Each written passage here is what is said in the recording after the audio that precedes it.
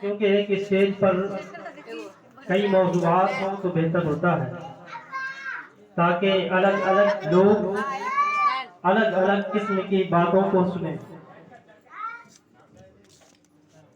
نحمده ونصلي ونسلم على رسوله الكريم اما بعد فاعوذ بالله من الشيطان الرجيم بسم الله الرحمن الرحيم. انما المؤمنون اخوة فاصلحوا بين اخويكم واتقوا الله لعلكم ترحمون. صدق الله مولانا العظيم وصدق رسوله النبي الامين الكريم ونحن على ذلك لمن الشاهدين والشاكرين والحمد لله رب العالمين. معزز سامعین، کچھ عرض و معروض سے پہلے درود پاک پڑھیں. اللہم صلی علی سیدنا مولانا محمد وعلی آلہ وآلہ وسلم صلاۃ و سلام علیک یا رسول اللہ صلی اللہ تعالی علیہ وسلم. محترم سامعین، ہم جس دین سے تعلق رکھتے ہیں اسے اسلام کہا جاتا ہے، اور اسلام پاکیزہ مذہب ہے. اس مذہب کے ماننے والوں کو اللہ تبارک و تعالیٰ نے بھائی بھائی کا اللہ تبارک و تعالیٰ نے اس مذہب کے ماننے والوں کے درمیان الفت و محبت پیدا کی ہے، اخوت و بھائی چارگی پیدا کی ہے. کیا کیا ہے؟ اخوت و بھائی چارگی پیدا کی ہے. فرمایا انما المؤمنون اخوة فاصلحوا بین اخویکم. رب تبارک و تعالیٰ نے قرآن مجید میں فرمایا، سورہ حجرات کی یہ آیت ہے، انما المؤمنون اخوة، مسلمان آپس میں بھائی بھائی، مسلمان ایک دوسرے کے بھائی بھائی. فاصلحوا بین اخویکم، تو جب دو مسلمانوں کے درمیان اختلاف پیدا ہو جائے، جھگڑا کی نوبت آ جائے، ہاتھا پائی کی نوبت آ جائے، تو ان دونوں کے درمیان صلح کرا دے. تو اللہ تبارک و تعالیٰ نے اس آیت کریمہ میں ایک مسلمان کو دوسرے مسلمان کا بھائی قرار دیا. اور جب ایک مسلمان دوسرے مسلمان کا بھائی ہے تو اس کی کیا پہچان ہے، اس کی صفتیں کیا ہے؟ تو اس کی صفتیں حضور نبی کریم صلی اللہ علیہ وسلم نے فرمایا، المسلم اخو المسلم لا يظلمه ولا يقتله ولا يحقره الى آخر الحدیث. فرمایا کہ مسلمان کا بھائی ہے، وہ اس پر ظلم نہیں کرتا اور نہ ہی اسے بے یار و مددگار چھوڑتا ہے اور نہ ہی اسے حقیر جانتا.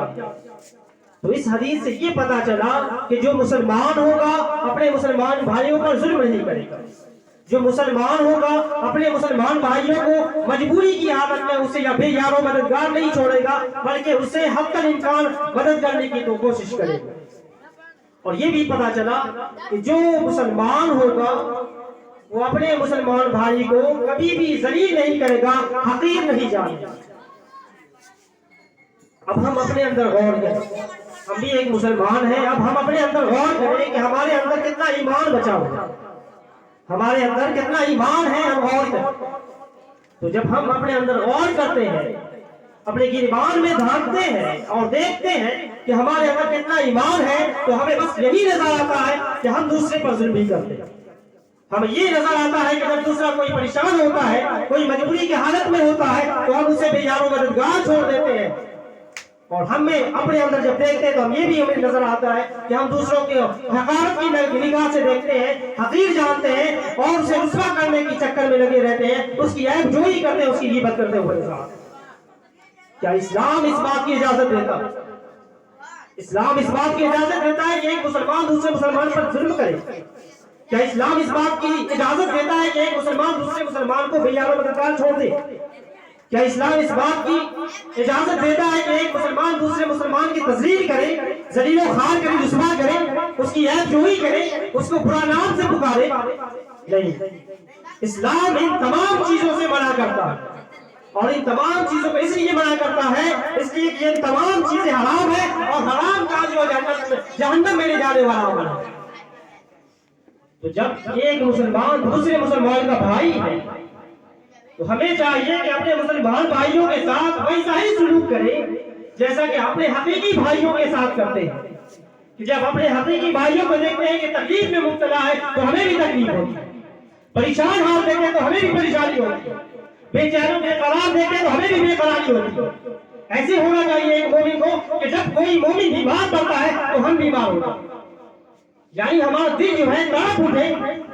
جب کوئی مومن تکلیف میں ہوتا ہے تو ہمیں تکلیف ہو، جب کوئی مومن پریشان ہوتا ہے تو ہمیں تکلیف ہو، لیکن ہم دیکھتے کیا ہے، ایک مومن اگر تکلیف میں ہوتا ہے تو دوسرے کو خوشی ہوتی ہے، ایک اگر ترقی کرتا رہتا ہے تو دوسرے اس کے پیر پکڑ کے کھینچنے کے چکر میں لگے رہتے ہیں کہ آخر وہ ترقی کر رہا ہے تو کیوں کر رہا ہے؟ کیا مسلمان کی یہ صفتیں ہیں؟ کیا مسلمان کی یہی پہچان ہے؟ نہیں، بلکہ سرکار نے فرمایا کہ مسلمان کی پہچان تو یہ ہے کہ وہ دوسرے پر ظلم نہیں کرتا ہے، اسے حقارت کی نگاہ سے نہیں دیکھتا ہے، اسے ستاتا نہیں ہے، اس کی عیبجوئی نہیں کرتا ہے اور اسے پیچھے کرنے کی کوشش نہیں کرتا۔ وہ آج ہم اپنی پہچان کو کھو بیٹھے ہیں، اور ایک مومن جب ہمارا ایک یہ حال ہو گیا ہے نا کہ ہم جب کسی امیر کے پاس جاتے ہیں تو اسے خوش کر کے جاتے ہیں، اور جب غریب کو دیکھتے ہیں تو اس کا مذاق اڑاتے ہیں، اس کو ستاتے ہیں، اس پر ظلم کرتے ہیں۔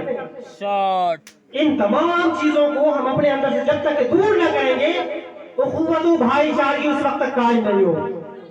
یہ تمام چیزیں اخوت و بھائی چارگی کو نقصان پہنچانے والی چیزیں، یہ تمام چیزیں اخوت و بھائی چارگی کو نقصان پہنچانے والی چیزیں۔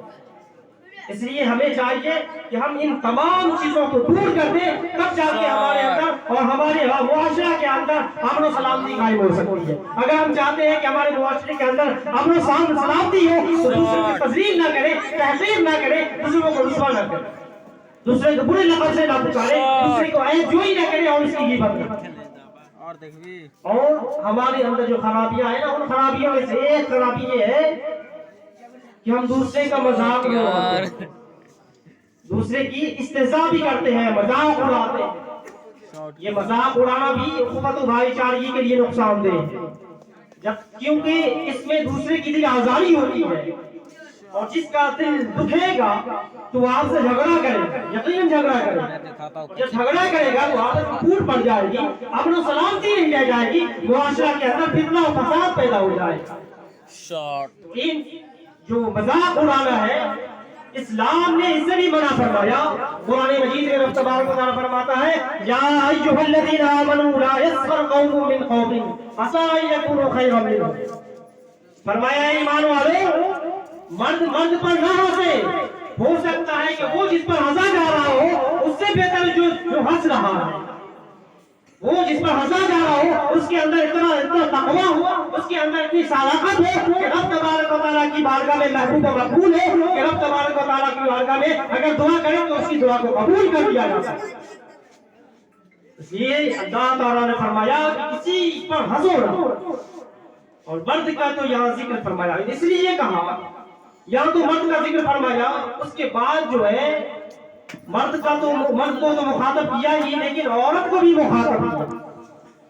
عام طور پر ہوتا کیا ہے، قرآن مجید آپ پڑھتے ہوں گے، علماء اکرام پڑھتے ہیں، اور ان لوگوں کو معلوم ہوگا کہ جب کسی چیز کا حکم آتا ہے تو عام طور پر ایسا ہوتا ہے کہ مذکر کو مخاطب کیا جاتا ہے نا، آدمی کو، انسان کو، مرد کو مخاطب کیا جاتا ہے، جیسے اقیموا الصلاۃ، یہاں بھی مذکر کا صیغہ لایا۔